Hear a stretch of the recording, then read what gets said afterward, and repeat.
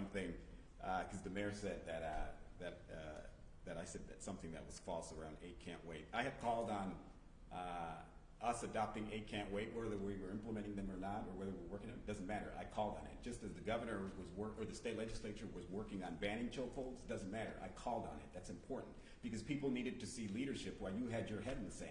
That's the problem. And so, and by the way, you're the one being slapped around by the district attorney for lying, not me. And so, black youth are often blamed for many of the city's social ills, while others vow after graduation never to return. This is important because, again, it goes back to how our young people are treated in this city by the very same stereotypes, bigoted stereotypes that the mayor is perpetuating right now in his campaign. I mean, one of his emails said, "Let's take back our city." From who? The black people who moved in here recently? That's Trump 101. Trump 101, straight out of the Republican playbook, and you should be ashamed of yourself because it doesn't fit the values of our community. The fact of the matter is, we have been working, Gabe, on bringing more youth programs. My vision is to turn the Antioch Community Center that serves as a business operation into a world-class youth development center. I want it to be a youth development center where children come after school, after Deer Valley High School, go there and feel welcomed. That's the problem with having people from the Chamber of Commerce like the mayor, because they think from a business operating perspective, how can I make money off of this? We don't need to make money off of our community center. We need to make sure that our children are there, having a wonderful time, building their skills that they need to be productive young people in our community. So that's my, excuse me, that's my plan to cultivate and enhance relationships. You know, we've been working to try to bring the Boys and Girls Club here to our community. The first question out of the mayor's mouth when we brought the Boys and Girls Club was, how do we get you here?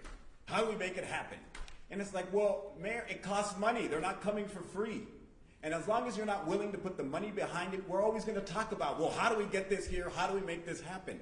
And that's the problem with the mayor's plan and how he approaches things, is because he thinks that they're just going to magically appear. They don't. You have to invest money into these things.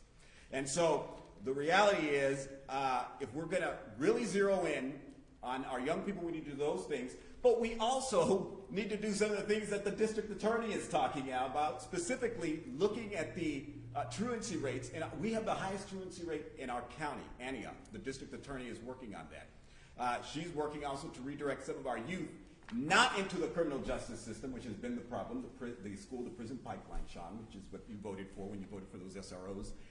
That's been the problem. And so there are people working that we can partner with to ensure that youth do have a good experience here in our community. Thank you very much. The next question. Oh, can I answer that one? Sorry. Excuse me, forgive me. Go ahead. Mayor Ryan? Yeah, I'm glad you bring up the Boys and Girls Club and a plan to actually make it happen, because I went over to the mall. We were looking at the 24-hour fitness center that has sat vacant for years. I negotiated with the mall to be able to actually pay the rent on that for 5 years.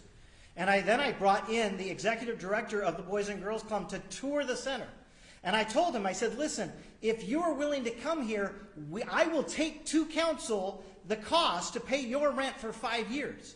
I negotiated that rent down from $30,000 down to $10,000, and I was willing to take that to council to have council approve the paying for it, and I could not get Boys and Girls Club to then say yes, they would come take a free building that we paid rent for, with a basketball court, a swimming pool, all of that ready-made in there.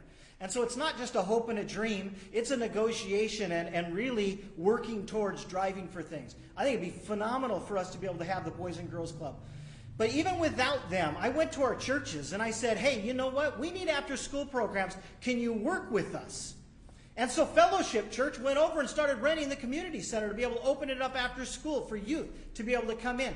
I was at the Templo Santo last week for their ribbon cutting as they opened up a youth center after school on 18th Street in the old Extreme Fitness. Something that I've been working with Pastor Jorge Navarrete for the last 3 years to be able to get to the point where we have after-school programs for those people in 18th.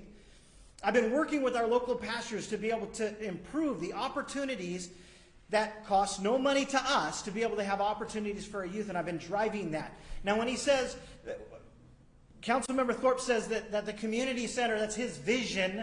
We were on the Youth Services Ad Hoc Committee together. That's our vision. I'm not going to let him take that as a vision. See, I grew up as the second oldest of 10 kids. And so we didn't have money. And so when we bought shoes, it was a big deal. But we all used those shoes differently. When I got shoes, I would put those shoes on and I would wear them. They wouldn't leave my feet until they were gone, and I still had to wait to buy the new ones. My brother would keep his shoes in the box.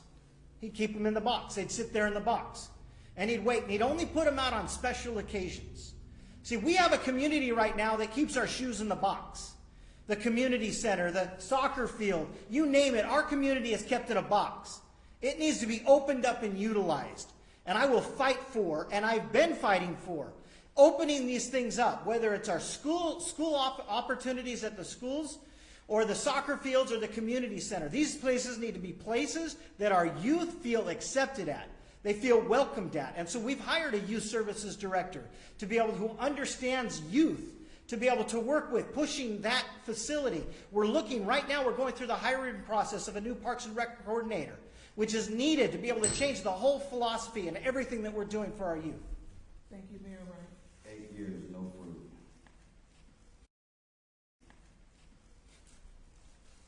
The next question. Can I